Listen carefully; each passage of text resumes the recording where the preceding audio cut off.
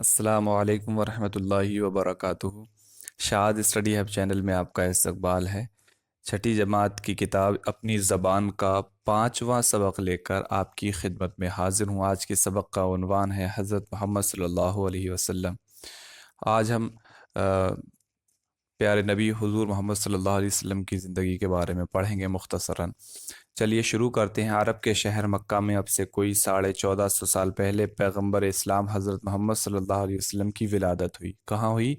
मक्का में हुई। कब हुई? 1450 साल पहले। आप सल्लल्लाहु अलैहि वसल्लम की पैदाइश से कुछ महीने पहले आपके वालिद अब्दुल्ला का इंतकाल हो गया था। इसलिए आप सल्लल्लाहु अलैहि वसल्लम के दादा अब्दुल मुत्तलिब ने आप सल्लल्लाहु अलैहि वसल्लम की परवरिश की, यानी आपको पाला। जब आप 6 साल के थे तो आप सल्लल्लाहु अलैहि वसल्लम की वालिदा वालिदा यानी माँ, वो आपकी वालिदा बीबी आमना का इंतकाल हो गया। 8वां साल था कि दादा भी वफात पा गए। फिर चचा अबू तालिब ने आप सल्लल्लाहु अलैहि वसल्लम की सरपरस्ती की। ज़रा बड़े होकर आप सल्लल्लाहु अलैहि वसल्लम ने तिजारत की तरफ तवज्जो की और बड़ी मेहनत, दयानत और सच्चाई से कारोबारी मामलात किए। आप इस कदर ईमानदार थे कि लोग आपको अमीन यानी अमानत वाला और सादिक यानी सच्चा कहकर पुकारने लगे थे।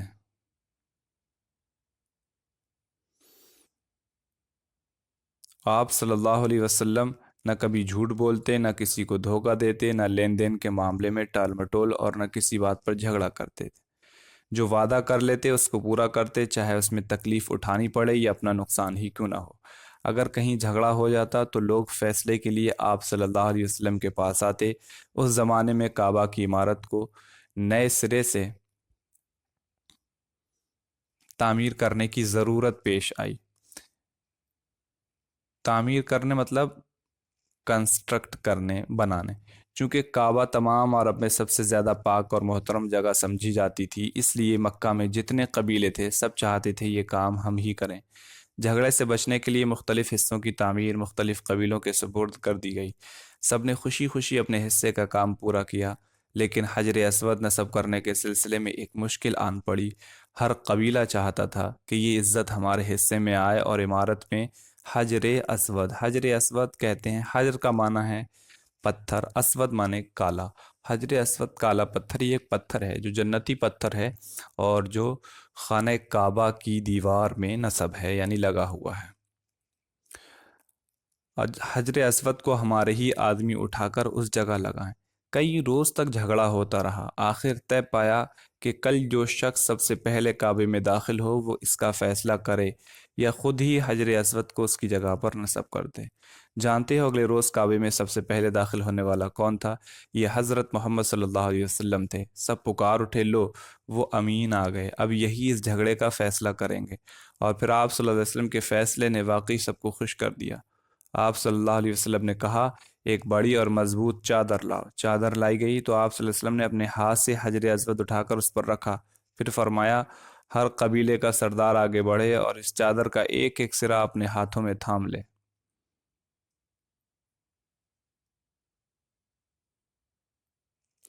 इस तरह वो लोग हजर असवद को काबे की दीवार के पास ले गए। फिर आप सल्लल्लाहु अलैहि वसल्लम ने अपने हाथों से उठाकर उसे सही जगह पर रख दिया। इस तरह एक बड़ा झगड़ा ख़त्म हो गया। सब खुश हो गए। मिलजुल कर काम करने की बरकत हर एक की समझ में आ गई।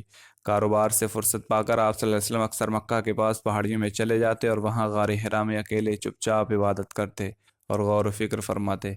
40 साल की उम्र में आप सल्लल्लाहु अलैहि वसल्लम ने इंसानों को खुदा का पैगाम सुनाया और उन्हें बुराइयों को छोड़ने और अच्छी बातों को मानने की दावत दी। जिस किताब में खुदा का ये मुकम्मल पैगाम है उसे कुरान कहते हैं। जिस ज़माने में हज़रत मोहम्मद सल्लल्लाहु अलैहि वसल्लम ने अपने पैगंबर होने का ऐलान किया, अरब की हालत बहुत ख़राब थी। अक्सर अरबों की ज़िंदगी कत्ल और लूट मार में गुजरती थी। पूरा अरब कबीलों में बटा हुआ था। कबीला यानी ट्राइब्स। ये कबीले बहुत मामूली बातों पर आपस में लड़ते रहते थे।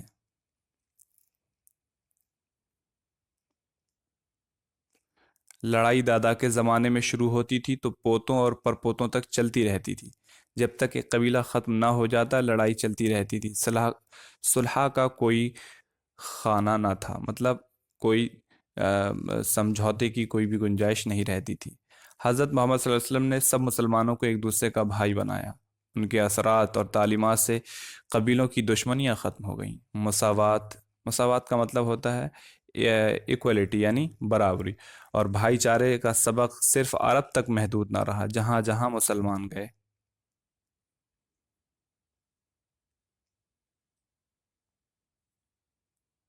مساوات کا تحفہ ساتھ لے گئے۔ جن جگہوں پر سماج میں سخت قسم کی اونچ نیچ تھی، وہاں بھی مساوات اور بھائی چارے کا چرچا ہونے لگا۔ حضرت صلی اللہ علیہ وسلم سے پہلے عرب میں عورتوں کی حالت بہت خراب تھی۔ بعض قبیلے تو بچیوں کو پیدا ہوتے ہی مار ڈالتے تھے۔ جن قبیلوں میں بچیاں قتل نہ کی جاتی تھیں، ان میں بھی عورت کی حیثیت لونڈی سے بہتر نہ تھی۔ لونڈی مطلب ایک غلام عورت۔ حضرت صلی اللہ علیہ وسلم کی تعلیمات اور اثر نے نہ صرف یہ کہ قتل و ظلم کو ختم کیا، عورت کو سماج میں باوقار درجہ دیا۔ اب عورت ماں باپ کے ورثے میں حصہ پانے لگی۔ ورثے میں دنیا میں سب سے پہلے اسلام نے عورت کی حالت کو بہتر بنایا۔ اور بھی طرح طرح کی غلط رسمیں عام تھیں، آپ نے لوگوں کو ان برائیوں سے روکا۔ آپ صلی اللہ علیہ وسلم نے یہ تعلیم دی کہ خدا ایک ہے، وہی عبادت کے لائق ہے، اور محمد صلی اللہ علیہ وسلم خدا کے رسول ہیں۔ اس آواز کا اٹھنا تھا کہ مخالفتوں کا طوفان اٹھ کھڑا ہوا۔ مکہ کے سرداروں کو اپنی سرداری خطرے میں نظر آنے لگی۔ انہوں نے پہلے تو حضرت محمد صلی اللہ علیہ وسلم کا مذاق اڑایا، پھر انہیں طرح طرح کے لالچ دیے۔ آپ صلی اللہ علیہ وسلم نے فرمایا،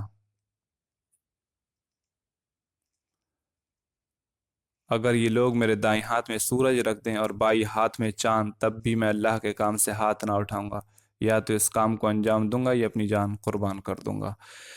بہت سی چیزیں ہیں نبی کریم صلی اللہ علیہ وسلم کی بعثت سے قبل جو مکہ میں ہو رہی تھیں، خاص کر لوگوں پر ظلم و تشدد ہے، اور عورتوں کے معاملات میں جو نبی کریم صلی اللہ علیہ وسلم کی بعثت کے بعد، یعنی آپ نے جس طریقے سے ان معاملات میں لوگوں کی رہنمائی کی اور اچھائی کی دعوت دی، تو وہ قابل رشک ہے، اور ہم لوگوں کو دوسروں تک پہنچانے کے لیے، یعنی دوسرے لوگوں تک ان تعلیمات کو عام کرنے کی ہمیں کوشش بھی کرنی چاہیے کہ نبی کریم صلی اللہ علیہ وسلم کی جو برادرہڈ جو آپ نے قائم کی تھی، بھائی چارہ جو آپ نے قائم کیا تھا، وہ صرف ایک خطے، ایک پرٹیکولر علاقے کے لیے نہیں بلکہ پوری دنیا کے لیے تھا۔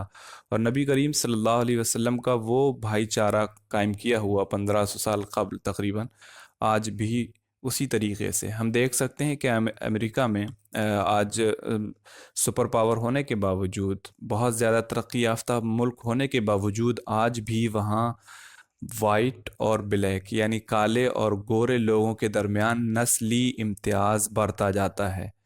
یہ امتیاز اسلام میں نہیں ہے، کیونکہ نبی کریم صلی اللہ علیہ وسلم نے اس کو شروع سے ہی ختم کر دیا تھا۔ ایک نوکر، ایک غلام نبی کریم صلی اللہ علیہ وسلم کی ان تعلیمات کے مطابق ساتھ کھڑے ہو کر نماز پڑھ سکتے ہیں، لیکن آج ڈیولپمنٹ یعنی ہونے کے باوجود، جسے لوگ آج کہتے ہیں کہ ماڈرن ورلڈ، تو اس ماڈرن ورلڈ میں آج بھی وہ بیماری لوگوں کے دماغ میں ویسے ہی ہے۔ اور نبی کریم صلی اللہ علیہ وسلم نے عورتوں کو جو عزت، جو مقام اور جو درجہ دلایا تھا، جو عزت دلائی تھی معاشرے میں، وہ کوئی بھی موومنٹ اور کوئی بھی تحریک اس معیار کی عزت نہیں دلا سکی۔ آج ماڈرنٹی کے نام پر جو عورتوں کے دماغ میں، ان کے ذہنوں میں جو زہر گھولا جاتا ہے، وہ صرف عورت کو ایک کھلونا بنانے کی غرض سے ہے، اور باقی عورتوں کے کو کچھ آزادی دے کر اس کی زندگی کا بہت کچھ چھیننے کی غرض سے ایسا کیا جاتا ہے، اور اس کے بعد انگلیاں اٹھائی جاتی ہیں مذہب اسلام پر۔ تو نبی کریم صلی اللہ علیہ وسلم نے جو تعلیمات آپ نے لوگوں تک دیں، وہ بہت اہم ہے، نہایت ہی اہم ہے۔ پھر اس کے بعد ہم دیکھتے ہیں کہ مکہ والوں نے آپ کو طرح طرح کی دھمکیاں دیں اور تکلیفیں پہنچائیں کہ یہ آواز دب جائے۔ ان کا ظلم بڑھتا ہی رہا۔ وہ راستے چلتے ہوئے آپ پر گندگی پھینک دیتے، دروازے کے سامنے کانٹے بچھا دیتے، آپ صلی اللہ علیہ وسلم کو اور آپ صلی اللہ علیہ وسلم کے ساتھیوں کو طرح طرح سے ستایا جاتا۔ آپ صلی اللہ علیہ وسلم نے اور آپ صلی اللہ علیہ وسلم کے ساتھیوں نے ساری مخالفتوں کو 13 برس صبر کے ساتھ جھیلا اور حق کے راستے سے بالکل نہ ہٹے، یہاں تک کہ سن 622 عیسوی میں آپ صلی اللہ علیہ وسلم مکہ چھوڑ کر مدینہ چلے گئے۔ آپ صلی اللہ علیہ وسلم کے اس سفر کو ہجرت کہا جاتا ہے۔ اس واقعے سے ایک نیا سن شروع ہوتا ہے جس کو سن ہجری کہا جاتا ہے۔ حضرت محمد صلی اللہ علیہ وسلم جب مدینہ پہنچے تو اس وقت آپ صلی اللہ علیہ وسلم کی عمر 53 سال تھی۔ مدینے میں کچھ لوگ پہلے ہی سے اسلام قبول کر چکے تھے، انہوں نے آپ صلی اللہ علیہ وسلم کا اور آپ صلی اللہ علیہ وسلم کے ساتھیوں کا دل سے استقبال کیا، اور طرح اور ہر طرح کی مہمانداری کی۔ انہوں نے کہا یہ آنے والے ہمارے بھائی ہیں، اس لیے ہمارے مال و دولت میں برابر کے شریک ہیں۔ مدینہ آ کر آپ صلی اللہ علیہ وسلم نے سب سے پہلے ایک مسجد کی تعمیر کی، سب نے مل کر اس کام میں دل و جان سے حصہ لیا۔ حضرت محمد صلی اللہ علیہ وسلم بھی سب کے ساتھ گارا، مٹی اور پتھر اٹھا کر لاتے تھے۔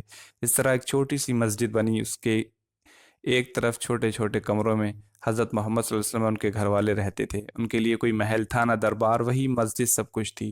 مدینہ میں تشریف لانے کے بعد آپ صلی اللہ علیہ وسلم کی مقبولیت اور اثر میں روز بروز اضافہ ہوتا گیا، اور 10 سال کے اندر سارے عرب میں اسلام پھیل گیا۔ آپ صلی اللہ علیہ وسلم نے ہمیشہ سادہ زندگی بسر کی، بازار سے سودا سلف خود لاتے، بکری کا دودھ خود دھوتے، اپنے کپڑوں کو خود ہی پیبند لگاتے، بوجھ اٹھاتے، جانوروں کو چارہ ڈالتے، یہاں تک کہ دوسروں کے کام بھی کر دیا کرتے۔ کوئی بیمار ہوتا تو مزاج پرسی کے لیے ضرور تشریف لے جاتے اور اس کی تیمارداری کرتے۔ آپ بچوں سے بہت پیار کرتے تھے، ان کے سر پر شفقت سے ہاتھ پھیرتے، ان کے لیے دعا فرماتے۔ ایک بار آپ نے فرمایا بچے تو خدا کے باغ کے پھول ہیں۔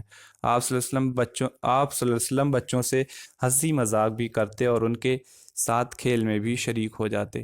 63 سال کی عمر میں حضرت محمد صلی اللہ علیہ وسلم کا وصال ہوا اور مسجد نبوی کے اسی حجرے میں سپرد خاک کیے گئے۔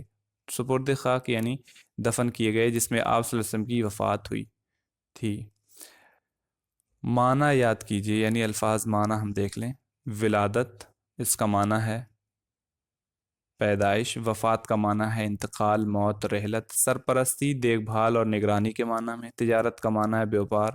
دیانت کا معنی ہے ایمانداری۔ معاملات کا معنی ہے معاملہ کی جمع، لین دین۔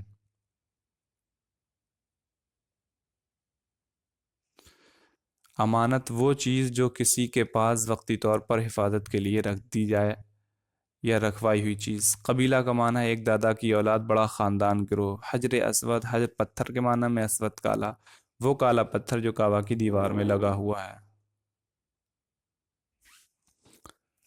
صلح کا معنی ہے نصب کرنا، اس کا معنی ہے لگانا۔ صلح کا معنی ہے میل ملاپ، سمجھوتا، دوستی۔ مساوات کا معنی ہے برابری، سب کا برابر ہونا۔ باوقار کا معنی ہے عزت والا۔ ورثہ کا معنی ہے مرنے والے کا چھوڑا ہوا مال، ترکہ۔ رسول، یہ پیغمبر، خدا کا پیغام لانے والا۔ کام انجام دینا مطلب کام پورا کرنا۔ جان قربان کرنا، جان دے دینا۔ حق کا راستہ، سچائی کا راستہ۔ ہجرت، وطن چھوڑ دینا، حضرت محمد صلی اللہ علیہ وسلم کا مکے سے مدینے جانا۔ مقبولیت، مشہور ہونا، شہرت۔ اضافہ، بڑھنا۔ مزاج پرسی، حال پوچھنا، خیریت معلوم کرنا۔ تیمارداری، بیمار کی دیکھ بھال۔ حجرہ، کوٹری، مسجد سے ملا ہوا چھوٹا کمرہ۔ سپرد خاک کرنا، مٹی کے حوالے کرنا، دفن کرنا۔ سوچیے اور بتائیے، حضرت محمد صلی اللہ علیہ وسلم کی پیدائش کہاں ہوئی؟ حضور صلی اللہ علیہ وسلم کی پیدائش مکہ میں ہوئی۔ آپ صلی اللہ علیہ وسلم کو امین اور صادق کیوں کہا جاتا ہے؟ آپ صلی اللہ علیہ وسلم کو امین اور صادق اس لیے کہا جاتا ہے کہ آپ بہت ہی زیادہ ایماندار تھے، اور لوگوں کو آپ کی ایمانداری اور آپ کی سچائی پر یقین تھا۔ حجر اسود کسے کہتے ہیں؟ حجر اسود کالا پتھر جو خانہ کعبہ کی دیوار میں نصب ہے۔ حضرت محمد صلی اللہ علیہ وسلم نے مل جل کر کام کرنے کا طریقہ کس طرح سمجھایا؟ آپ نے خانہ کعبہ کی تعمیر کے وقت، یعنی جب حجر اسود رکھنے کی نوبت آئی، تو آپ نے حجر اسود کو ایک چادر پر رکھا، اور چادر کو قبیلے کے تمام قبیلے کے افراد سے اس چادر کو اس حد تک یا اس اونچائی تک اٹھوایا جہاں حجر اسود رکھنا تھا۔ اس کے بعد آپ نے حجر اسود اپنے ہاتھ سے اٹھا کر دیوار میں نصب کر دیا۔ آپ صلی اللہ علیہ وسلم عبادت کرنے اور غور و فکر فرمانے کے لیے کہاں جاتے تھے؟ آپ صلی اللہ علیہ وسلم عبادت کرنے اور غور و فکر فرمانے کے لیے پہاڑوں کی طرف جایا کرتے تھے۔ جس کتاب میں خدا کا مکمل پیغام ہے اس کا کیا نام ہے؟ قرآن اس کتاب کا نام ہے جس کتاب میں خدا کا مکمل پیغام ہے۔ حضرت محمد صلی اللہ علیہ وسلم نے جب پہلی بار انسانوں کو خدا کا پیغام سنایا تو آپ صلی اللہ علیہ وسلم کی عمر کیا تھی؟ آپ صلی اللہ علیہ وسلم کی عمر اس وقت 40 سال تھی۔ آپ صلی اللہ علیہ وسلم نے بھی خدا کے پیغام کے ذریعے انسانوں کو کیا تعلیم دی؟ آپ صلی اللہ علیہ وسلم نے یہ تعلیم دی کہ خدا ایک ہے، وہی عبادت کے لائق ہے، اور محمد صلی اللہ علیہ وسلم خدا کے رسول ہیں۔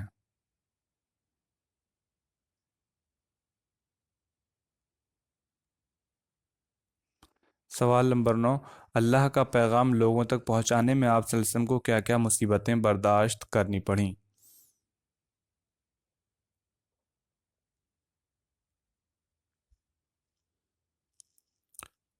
مکہ والوں نے آپ صلی اللہ علیہ وسلم کو طرح طرح کی دھمکیاں دیں اور تکلیفیں پہنچائیں کہ یہ آواز دب جائے۔ ان کا ظلم بڑھتا ہی رہا، وہ راستہ چلتے ہوئے آپ پر گندگی پھینک دیتے، دروازے کے سامنے کانٹے بچھا دیتے، آپ صلی اللہ علیہ وسلم کو اور آپ کے ساتھیوں کو طرح طرح سے ستایا جاتا۔ یہ سوال نمبر 9 کا جواب ہے۔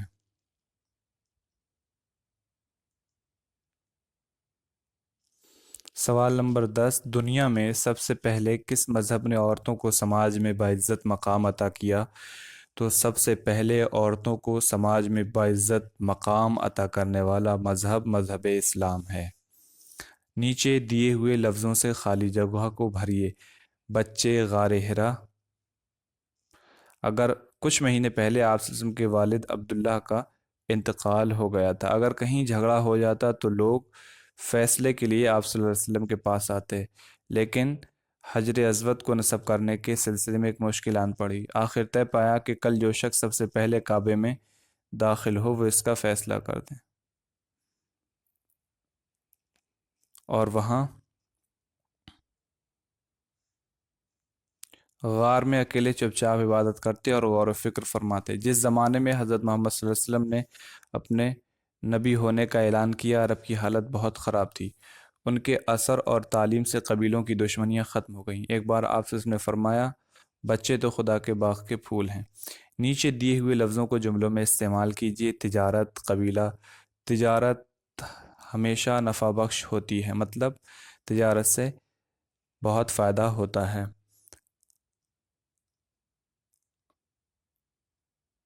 نبی کریم صلی اللہ علیہ وسلم نے تمام قبیلے کے افراد کو حجر اسود نصب کرنے میں شامل کیا۔ صلح ایک اچھی پہل ہے۔ مساوات ہی انسان کے لیے ضروری ہے، یا مساوات ہی انسان کی عظمت ہے۔ ہجرت نبی کریم صلی اللہ علیہ وسلم نے مکہ سے مدینہ کی طرف کی۔ ظلم میں اور ظلم و تشدد میں اور اضافہ ہو گیا۔ آپ صلی اللہ علیہ وسلم بیماروں کی تیمارداری کرتے تھے، اور نبی کریم صلی اللہ علیہ وسلم بیماروں کی مزاج پرسی کے لیے جایا کرتے تھے۔ یاد رکھیے، پیغمبر اسلام حضرت محمد صلی اللہ علیہ وسلم کے نام کے ساتھ سواد لکھا جاتا ہے۔ یہ عربی فقرے یعنی صلی اللہ علیہ وسلم کی چھوٹی شکل ہے، جس کے معنی ہے ان پر اللہ کا درود، رحمت اور سلام ہو۔ لکھیے، حضرت محمد صلی اللہ علیہ وسلم کے والد، والدہ، چچا اور دادا کا نام لکھیے۔ حضرت محمد صلی اللہ علیہ وسلم مکہ سے ہجرت کر کے کہاں تشریف لے گئے؟ تو حضرت محمد صلی اللہ علیہ وسلم کے والد کا نام حضرت عبداللہ، والدہ کا نام حضرت آمنہ، چچا کا نام عبد المطلب اور ابو طالب، اور دادا کا نام عبد المطلب۔ حضرت محمد صلی اللہ علیہ وسلم مکے سے ہجرت کر کے مدینہ تشریف لے گئے۔ جب حضرت محمد صلی اللہ علیہ وسلم کو طرح طرح کے لالچ دیے گئے تو آپ نے فرمایا کہ یہ لوگ میرے دائیں ہاتھ میں سورج اور بائیں ہاتھ میں چاند رکھ دیں، پھر بھی میں اپنے اس ارادے سے باز نہیں آؤں گا، اور میں اس وقت تک اپنے اس مشن سے میں اپنے اس مشن سے باز نہیں آؤں گا، یہاں تک کہ میں یہ پیغام تمام لوگوں تک نہ پہنچا دوں، یا پھر میں اپنی زندگی قربان نہ کر دوں۔ جب حضرت محمد صلی اللہ علیہ وسلم کو طرح طرح کے لالچ دیے گئے تو آپ صلی اللہ علیہ وسلم نے یہ فرمایا تھا۔ نمبر 4، حضرت محمد صلی اللہ علیہ وسلم سے پہلے عرب کی کیا حالت تھی؟ بہت ہی خراب حالت تھی۔ لوگ ظلم و تشدد کرتے تھے اور آپس میں سال ہا سال لڑا کرتے تھے، اور نبی کریم صلی اللہ علیہ وسلم کی بعثت سے قبل عورتوں پر ظلم و تشدد کرتے تھے۔ بہت سے قبیلے بچیوں کو قتل کر دیا کرتے تھے، بہت سے قبیلے ایسے تھے جو اگر قتل نہیں کرتے لیکن پھر بھی عورتوں کو ذلیل رکھتے تھے۔ حضرت محمد صلی اللہ علیہ وسلم کی زندگی پر ایک مضمون لکھیے۔ تو آپ इस सबक से भी कुछ किसी हद तक मदद लेकर के एक मजमून लिख सकते हैं। गौर करने की बात है, आपने हमेशा सादा ज़िंदगी बसर की, बाजार से सौदा सुलभ खुद लाते, बकरी का दूध खुद दोहते, अपने कपड़ों को खुद पैबंद लगाते, बोझ उठाते, जानवरों को चारा डालते, यहाँ तक कि दूसरों के काम भी कर दिया करते थे। ऊपर के जुमलों में लाते, दोहते, लगाते, उठाते, डालते और करते ऐसे अल्फाज हैं जिनसे किसी काम का करना यह होना मालूम होता है। ये अल्फाज तरतीब वार लाना, दोहना, लगाना, उठाना, डालना और करना से बने हैं। ऐसे अल्फाज फ़ेल कहलाते हैं। आप खुद 10 ऐसे अल्फाज लिखिए जो फ़ेल कहलाते हों। उम्मीद है कि ये सबक आपको समझ में आया होगा। किसी भी तरह की कोई दिक्कत पेश आती है तो आप कमेंट बॉक्स में ज़रूर पूछें। तब तक के लिए अपना ख्याल रखें। मिलते हैं आपसे अगली वीडियो में। अल्लाह हाफ़िज़।